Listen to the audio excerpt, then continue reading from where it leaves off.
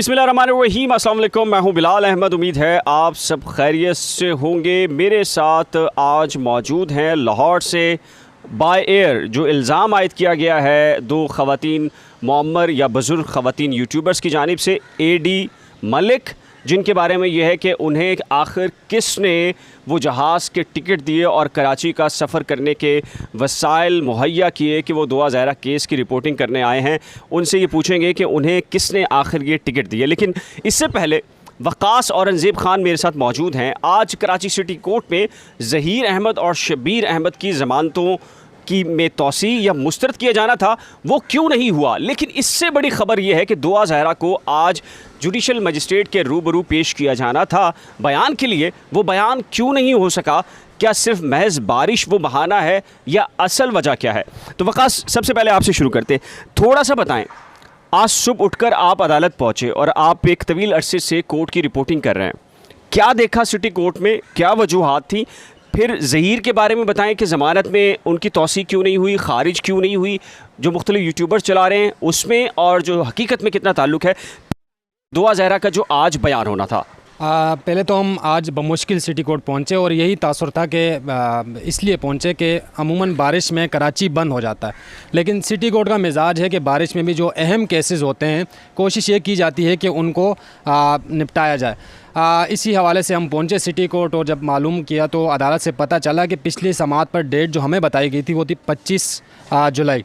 आज जब हमने पता किया तो कहा जा रहा है कि ज़हीर की डेट जो है 25 जुलाई नहीं है बल्कि 26 जुलाई। आप लोगों को गलतफहमी हुई है, इसलिए फिर हमने वो डेट ली और जो रीडर था वहाँ पर मौजूद था, कमरा अदालत में मौजूद थे, तो उन्होंने कहा कि भाई आप कल पता करें, आज ज़हीर की डेट तो आज नहीं है, कल ज़मानत पर समाअत होगी। दूसरी बात आपने दुआ ज़हरा केस के हवाले से की, तो दुआ ज़हरा को लाहौर से कराची मुंतकिल किया गया है। 24 घंटे के अंदर अंदर मुतल्लिका मजिस्ट्रेट के रूबरू पेश करना था। वो 24 घंटे तो गुजर गए। 24 घंटे तकरीबन गुजर गए। आज तो जो लोगों के खदशात थे दुरुस्त साबित हुए कि उसको पेश करना कर जो कुछ करना है उसके साथ पसे पर्दा क्या मामला चल रहे हैं, लेकिन चलें वो पहले थोड़ी सी आज की जो ऑफिशियल अदालती मामला ये है कि जो कानूनी मामला है वो ये है कि 24 घंटे के अंदर अंदर आप एक शहरी को एक शहर से दूसरे शहर लेकर आएँ तो अदालत को आगाह किया जाता है। ये नहीं कि बस आप शहरी को उठाएं और कहीं भी लेकर चले जाएं, तो अदालत को आगाह करना था, पुलिस ने आगाह नहीं किया। पस पर्दा क्या मामलात हैं, शेल्टर होम में क्या मामलात चल रहे हैं, वो भी मुख्तलिफ ज़राए से मुख्तलिफ बातें पता चल, वो उसमें बाद में बात करेंगे। लीगल आप बताएँ। लीगल ये है कि पेश करना था, पेश नहीं किया जा सका दुआ ज़हरा को, और बहाना बारिश का बनाया गया। हालांकि बारिश में बहुत से लोग, अमला भी पहुँच चुका है, हम भी पहुँचे और इसी नीयत से पहुँचे कि आज दुआ ज़हरा और ज़हीर को अदालत लाया जाएगा और हम उस केस की तमाम तर हेयरिंग सुनेंगे। लेकिन नहीं हो सका ऐसा, दुआ को पेश नहीं किया जा सका। अब इंतज़ार करते हैं कि हो सकता है कल पेश करें। अगर बारिश न हुई तो हो सकता है बारिश, मौसमियात महकमा मौसमियात ये कह रहे हैं कल भी बारिश रहेगी, तो कल बारिश होती है तो फिर बहाना बन जाएगा। ये तो बड़ी अहम खबर है कि जी वक़ास औरंगज़ेब अपने दोस्त के हमरा मोटरसाइकिल पर पहुँच सकते हैं, लेकिन जो पुलिस है जिनके पास इससे बड़ी गाड़ियाँ होती हैं, डबल केबिन गाड़ियाँ होती हैं, दीगर वसाइल होते हैं, और जब उनको किसी ताकतवर शख्सियात के लिए वो अख्तियार करना पड़े तमाम तर वसाइल इस्तेमाल करते हैं, लेकिन दुआ के लिए वो नहीं हो सकते। 24 आवर्स निकल गए, अब इस वक्त कि 24 आवर निकल गए हैं कानूनी पोजीशन के ऊपर। तो ये वक़ास ने वजाहत की है कि ये सिर्फ एक बहाना बना दिया गया कि चूँकि कराची में आज बारिश ज़्यादा थी इसलिए दुआ ज़हरा को प्रोड्यूस नहीं किया गया। लेकिन अंदर की खबर क्या है इस पर आएंगे। फिर दारुल अमान या शेल्टर होम या फिर जो चाइल्ड प्रोटेक्शन ब्यूरो का जो ऑफिस है वहाँ दुआ ज़हरा के साथ क्या हो रहा है इस पर भी बात करेंगे। लेकिन इससे पहले लाहौर से एडी मलिक आए हैं आज सुबह कराची, तो हमने इनको वेलकम ज़रूर कहा है, लेकिन हमने इनसे ये कहा है कि आपको अपनी जो मनी ट्रेल है वो देना पड़ेगी, क्योंकि दो मुअम्मर बुज़ुर्ग ख़वातीन यूट्यूबर हैं। उन्होंने ये इल्ज़ाम आयद किया है एडी मलिक पर कि आखिर कौन है इसके पीछे कि एडी मलिक को बायर के टिकट दिए गए हैं, इनको सहूलियात दी गई हैं, बिल्कुल इस तरीके से जैसे कुछ लोगों ने उन आंटीज़ के ऊपर ये कहा था कि उनको वसाइल दिए गए हैं। इसी तरीके से उनका अब ये जवाबी वार है कि एडी को बाकायदा तौर के ऊपर वसाइल दिए गए हैं। तो एडी, पहले तो आप ये बता दें, फिर हमने बताना है कि आप लाहौर से कराची क्यों आए हैं, आप लाहौर में ठीक थे? हाँ जी बिल्कुल, मैं ठीक था। बिलाल साहब, आपका बहुत शुक्रिया, आपने मुझे इतनी मोहब्बत दी, इतना मेरा अच्छा इंट्रोडक्शन करवाया। लेकिन जो सवाल आपने खड़ा किया है इसका मैं ये जवाब दूंगा कि वो जो बुज़ुर्ग ख़वातीन हैं वो उम्र के एक हिस्से में पहुंच चुकी हैं कि उनका दिमाग जो होता है ना जब इस उम्र का हिस्से पे वो कोई भी शख्स पहुंच जाता है तो उसका दिमाग बच्चों जैसा हो जाता है। वो उनको छोड़े, हम मनी ट्रेल दें। तो मनी ट्रेल देने के लिए आप कोई ऐसा प्लेटफॉर्म बनाएं जिस पर फिर मैं आपको मनी ट्रेल भी दूं। और इन आंटियों को मेरे बारे में बिल्कुल भी नहीं पता कि मैं किस अदारे में काम करता हूं, मेरे जो बॉसेस हैं जिनके लिए मैं काम करता हूं वो कौन हैं। वो मुझे बायर टिकट दें, वो मुझे कहें कि आप घोड़े पे जाना है, वो मुझे कहें कि आप पैदल जाना है, तो ये मेरा मैटर है, इसमें किसी का कोई नहीं बनता कि जी उसको। लेकिन जो बायर का मेरा सफ़र था वो इंतहाई खुशगवार था, क्योंकि मैं तो देखें जो भी बंदा कोई ऐसी अपने मकसद के लिए जा रहा होता है तो उसको बड़ी ऐसी उसके अंदर फीलिंग्स होती हैं कि वो हर चीज़ को वो कैप्चर करने की कोशिश करता है। तो मैंने कुछ मुनासिब समझा कि मैं कुछ अपनी पिक्चर्स को बनाऊँ। तकरीबन हर आदमी जो सफ़र करता है वो कोशिश करता है कि अपनी फैमिलीज़ को, फ्रेंड्स को दिखाए या बताए कि जी मैं सफ़र कर रहा हूँ और मैं यहाँ जा रहा हूँ। तो मैंने जो भी अपनी पिक्चर्स बनाई वो मैंने इन लोगों के लिए नहीं बनाई, वो मैंने अपने दोस्तों के लिए, मेरे जो फैंस हैं मैंने उनके लिए वो बनाई हैं। लेकिन मुझे नहीं पता था कि इतनी हद तक उनको तकलीफ़ पहुँच जाएगी। देखिए बिलाल साहब, लाहौर से कराची बाहर आना बड़ी मुश्किल, कोई बड़ी बात नहीं है। आप मामूली से पैसे लगते हैं, आप अगर 7-8 हज़ार रुपये की डाइवो की या किसी और ट्रेन की टिकट बिज़नेस क्लास की लेंगे तो 5-6 हज़ार और ऐड कर लें तो आपका जो सफ़र 20 घंटे में जाना है वो आपका 1.5 घंटे में कवर हो जाएगा। लेकिन मुझे भी सरप्राइज़ मिला था टिकट मिलने के बाद। जब मैं ऑफिस में गया तो मुझे मैंने तो यही समझा था कि मुझे ट्रेन की कोई टिकट मिलेगी, लेकिन मैंने जब देखा कि मुझे बायर टिकट मिल गया तो मेरे लिए तो ये शॉकिंग। ऐसा कौन सा काम करने आए आप लाहौर से कराची जो बायर का टिकट आपको मिल गया? सर वो कहते हैं कि जी ज़हीर एक गैंग है और हमारे तो इन लोगों ने पोस्टर भी छपवा दिए हैं, शायद उसमें आपकी भी फ़ोटो होगी। तो मैं, क्योंकि पाकिस्तान मेरा अपना शहर है, कराची मेरा शहर है, रोशनियों का शहर है। अगर लाहौर जिंदा दिल शहर है तो ये कराची भी रोशनियों का शहर है।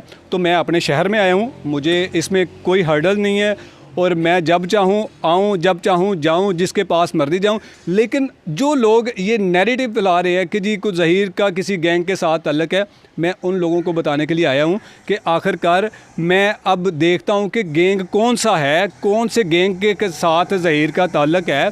लेकिन मैं जो सिंपल, आप पूरी ईमानदारी कैसे कह सकते हैं, चूँकि आप लाहौरी हैं, लाहौर में रहे, ज़हीर, शबीर, सारी चीज़ें। मैं तो 2-4 दिन 6 दिन के लिए गया, जितनी मालूमात मिली उसकी बुनियाद के ऊपर मैंने ये बताया। आप लाहौरी हैं, क्या वाकई आप श्योर हैं कि ज़हीर के पीछे कोई गैंग नहीं है? मैं अगर आप कहेंगे ना कि 100% श्योर, मैं 1000% कहूँगा कि ज़हीर का किसी गैंग के साथ कोई ताल्लुक़ नहीं है। मैंने ज़हीर के मुकम्मल ख़ानदान का डाटा निकलवाया है। कहाँ से निकलवाया आपने? अपने सोर्सेज होते हैं ना, देखें बहुत अच्छे ताल्लुकात होते हैं, मैंने वो चीज़ें निकलवाई और मुझे कहीं कोई इसमें डाउट वाली चीज़ कहीं कोई मिली ही नहीं। एक भी कोई मुझे एप्लीकेशन दे दें कि ये साबित कर दें कि इन लोगों ने अगर घर रेंट का लिया था तो उसमें इन लोगों ने अंदराज नहीं करवाया था, उसके ख़िलाफ़ इन मुतल्लिका पुलिस स्टेशन में कार्रवाई हुई थी, मैं समझ जाऊँगा कि ये कोई गैंग है। उन लोगों के ख़िलाफ़ एक एप्लीकेशन किराएदारी खिलाफ वर्जी एक्ट की नहीं है तो ये गैंग कैसे हो सकता? अच्छा, मेरी इत्तला के मुताबिक मैंने सुना है कि इंटेलिजेंस रिपोर्ट्स भी बनाई गई थी जब ये जैसे मामला आया गैंग वैंग का, और वो रिपोर्ट्स भी आप तक पहुंची हैं। तो वो रिपोर्ट्स में क्या है हम आपसे पूछेंगे बाकी, और ये पूछेंगे कि कुछ इल्ज़ाम ये लगाया है कि एडी मलिक और फैसल खान सूरी जो आए हैं वो इस केस में इन्फ्लुएंस करने के लिए आए हैं। ये बहुत अहम सवाल है, आप पर बहुत संगीन किस्म के इल्ज़ाम इस पर आएंगे। वक़ास, कहा जाता है अब एक नैरेटिव दिया गया कि जो बच्चा होता है उसके बयान की कोई हैसियत नहीं होती। किडनैपिंग के केस में 8 या 10 साल का बच्चा भी जब किडनैप होता है, 12 साल की बच्ची होती है, जब वो प्रोड्यूस होती है तो लॉ कहता है कि 164 CRPC के तहत उसको 24 आवर के अंदर आपने पेश करना होता है। अगर उसकी वायलेशन हो तो डेफिनेटली जो एलीज्ड अबडक्टी होता है उसके जो स्टेटमेंट होता है उसके ऊपर कंप्रोमाइज़ हो जाता है। और आपने आसिफ सईद खोसा साहब की, हम जब सुप्रीम कोर्ट कराची रजिस्ट्री में बैठे थे, कई केसेस के अंदर उन्होंने 164 से इस बुनियाद के ऊपर केस को ख़त्म कर दिया कि उसमें 164 के अंदर झोल था। तो ये कि जानबूझ के तो नहीं हो रहा सा मामला कि चूँकि उनको पता है कि दुआ ज़हरा ने बयान क्या देना है, उनके इल्म में है, तो इसलिए पहला उनका काउंटर ये था कि वो जो दुआ ज़हरा के जो वकील हैं उनको काउंटर किया कि वो वकालत नहीं कर सकते, वकालतनामा नहीं आ सकता चूँकि बच्चा है। फिर दूसरा उन्होंने ये कहा बच्ची है, दूसरा उन्होंने कहा कि जी अब 164 नहीं हो सकता। हमने तो देखा है, आपने भी देखा होगा कि 8-8, 10-10 साल के बच्चे भी जो रिकवर होते हैं तो उनके भी स्टेटमेंट होते हैं। देखें बिलाल भाई, पहले तो ये कि ये चीज़ वाज़े होनी चाहिए कि अगर दुआ ज़हरा वालदेन के पास नहीं जाना चाहती और उम्र कम है तो ज़हीर के साथ भी नहीं जाना चाहती, तो दरमियानी रास्ता क्या होगा, ये एक सवाल है। अब दरमियानी रास्ता ये होगा कि रियासत किस काम के लिए, मिसाल के तौर पर एक बच्चा है, वो कहता है कि मैं अगर माँ बाप के साथ जाऊँगा मुझे कत्ल कर दिया जाएगा, तो उसको कोई तो सिक्योरिटी देगा ना।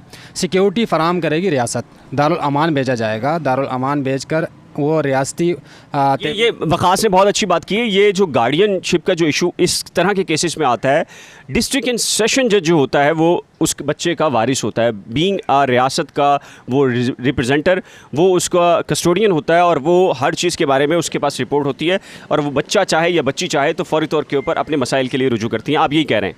ऐसे ही होता है। अब बच्ची अगर चाहेगी कि मुझे दारुल अमान में रहकर माँ बाप से मिलना है तो उसकी इजाज़त से मिला जा सकता है। अगर वो कहती है मुझे नहीं मिलना तो कोई ज़बरदस्ती नहीं कर सकता। ये बच्ची का राइट है, पैदाइशी राइट है, जो कि उसकी हिफाजत की जाएगी। दूसरा ये है कि जो टैक्टिक ज़ाहिर है, आप भी कोर्ट रिपोर्टिंग करते हैं, मैं भी करता हूँ, वकला की जानिब से यूज़ किए जाते हैं ताकि केस में कहीं ना कहीं झोल आए, अगर हम आगे कहीं फंसें तो मज़ीद इसको डिले कर सकें। तो ये चीज़ें होंगी वकला की तरफ से, इस तरफ से भी होंगी, उस तरफ से भी हरबे इस्तेमाल किए जाएंगे क्योंकि वकालत का ये हिस्सा है। लेकिन दुआ ज़हरा के हवाले से अगर देखा जाए, जिस तरह आपने कहा कि उन मुतवक्के तौर पर उनका बयान क्या आ सकता है, वो यही कहेंगी कि मुझे ज़हीर के साथ जाना है या मुझे माँ बाप के साथ नहीं जाना। तो उसके बाद क्या सिनारियो होगा? तो उम्र कम है, जो मेडिकल बोर्ड की जो उम्र का तयन किया गया है उस हिसाब से, उस बुनियाद पर फ़िलहाल अगर हम बात करें तो दारुल अमान ही सूटेबल जगह होगी उनके लिए। और उस पे जो रियासत है, अदालत या रियासत, वो उस पर नज़र रखेगी और दुआ ज़हरा के कहने पर उनकी फरमाइश पर मुलाकातें होंगी। अदरवाइज़ उनके माँ बाप भी उनसे नहीं मिल सकते अगर दुआ ज़हरा नहीं चाहती तो। अच्छा, बहुत सारे यूट्यूबर हैं, जर्नलिस्ट कहलाते हैं, मुख्तलिफ़ प्लेटफॉर्म्स के ऊपर हैं, उनको अल्लाह ताला ने शोहरत दी है, लेकिन मेरा ख़्याल है कि जी वो अपनी शोहरत का नाजायज़ फ़ायदा उठाते हैं। वो थंबनेल बनाते हैं तो ये कहते हैं कि दुआ ज़हरा को ज़हीर से मिलने से रोक दिया गया। ये सहाफ़ती असूलों की ख़िलाफ़ वर्जी है और उनमें इतनी अखलाकी जुर्रत भी नहीं है कि वो अपने टेलीविज़न के ऊपर एक टिकर चलवा सकें, लेकिन वो यूट्यूब के ऊपर बैठकर बड़े बड़े दावे करते हैं, सुम्मा अल्हम्दुलिल्लाह बिस्मिल्लाह आउज़ बिल्लाह से शुरू करते हैं। और मज़हब का इस्तेमाल माजी के अंदर भी पाकिस्तान में रहा है और इस केस के अंदर भी हमने देखा है कि मज़हब का इस्तेमाल यहाँ पर भी किया जा रहा है। एडी इत्तला ये हैं जो आपके पास भी, पहले तो वो इंटेलिजेंस रिपोर्ट थोड़ा सा बताएं हमें। हम नहीं चाहेंगे कि आप उन इदारों की बात करें, लेकिन इंटेलिजेंस रिपोर्ट में क्या था? दूसरा ये अब आया है कि दुआ ज़हरा के साथ यहाँ पर वही होगा जिसके बारे में बहुत सारे लोगों ने ख़दशा ज़ाहिर किया था कि डिले करवा कर उसको ज़हीर से महीनों की बुनियाद के ऊपर अलहदा किया जाए, उसकी ब्रेन वॉशिंग की जाए, उसको डॉक्टर्स के हवाले किया जाए, मेडिसिन शुरू की जाए और फिर इस तरीके से उस बच्ची के ऊपर दबाव डालकर उसको मजबूर किया जाए कि बयान बदल जाए। तो क्या कहेंगे पहले? बिलाल भाई, ये जो आपका सवाल है ना, मैं इससे बिल्कुल एग्री करता हूँ। ठीक है कि दुआ ज़हरा को जब अदालत ने, हमारी मौजूद अदालत ने उसके मौक़िफ़ पर उसके शोहर के साथ भेज दिया था, तो मेरा आगे नहीं सवाल जवाब देना बनता कि जी उसके बाद को केस बनता था। लेकिन इसको एक ज़ाती अना पर ले जाया गया है और अब जो दुआ ज़हरा को दोबारा वापस कराची शिफ्ट किया गया है, तो इसमें ये कहना बिल्कुल भी गैर मुनासिब नहीं होगा कि जी उस पर दबाव नहीं डाला जाएगा, बल्कि बहुत ज़्यादा दबाव डाला जाएगा। और मेरे पास ये भी इतलात हैं कि मुतल्लिका अदारे, क्योंकि 3 दफ़ा इन्वेस्टिगेशन चेंज होकर चौथी दफ़ा आई है, तो इस पर भी बड़ा दबाव है जी, बहुत दबाव है। बिल्कुल, इससे पहले जिनके पास इन्वेस्टिगेशन थी उनके कुछ अफसरान को इस हद तक प्रेशराइज़ किया गया था कि उनके मुताबिक काम किया जाए। लेकिन हमारे इस पाकिस्तान में बहुत सारे लोग ऐसे हैं जो हक़ और सच पर बात करते हैं और हक़ और सच पर काम करते हैं, भले से वो कम ही तादाद में क्यों ना हो। बिल्कुल, चाहे वो एक ही क्यों ना हो। लेकिन मैं समझता हूँ कि इससे पहले तक की जो भी इन्वेस्टिगेशन हुई थी वो बिल्कुल मेरिट पर हुई थी। अब अगर कुछ होगा, जैसा कि दुआ ज़हरा की मेडिकल रिपोर्ट तकरीबन को 10 डॉक्टरों का बेंच उन्होंने बनाया, फिर उसके बाद जो रिपोर्ट आई उसमें भी तज़ादात थे, उस रिपोर्ट को भी मैनेज किया गया। उसमें हमारे जंग अखबार के एक सीनियर साफ़ी हैं, उन्होंने पूरा कॉलम लिखा था, पूरी अपनी एक रिपोर्ट शाया की थी जिसमें उन्होंने बाकायदा नाम तक दिए गए थे कि ये वो डॉक्टर साहिबान थे जिन लोगों ने अपना मौक़िफ़ इनके मौक़िफ़ के साथ एक्सेप्ट नहीं किया। तो उन्होंने बीच का रास्ता निकाला क्योंकि उन्होंने खुश करना था।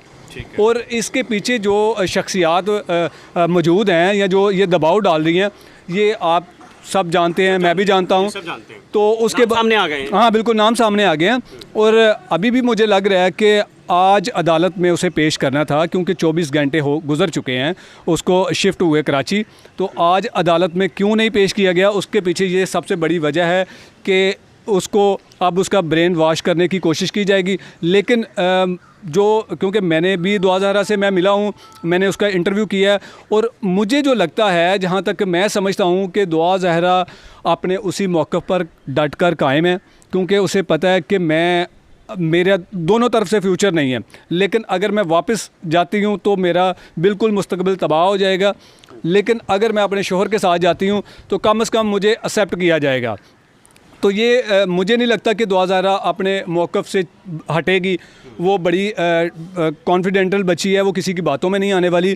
क्योंकि मैंने जब उसका इंटरव्यू किया था तो मैंने जो सवालात किए थे, उसने फटाफट उनके जवाबात ऐसे दिए थे कि जैसे उसको लगता था कि शायद मैं यही सवाल करने वाला हूँ।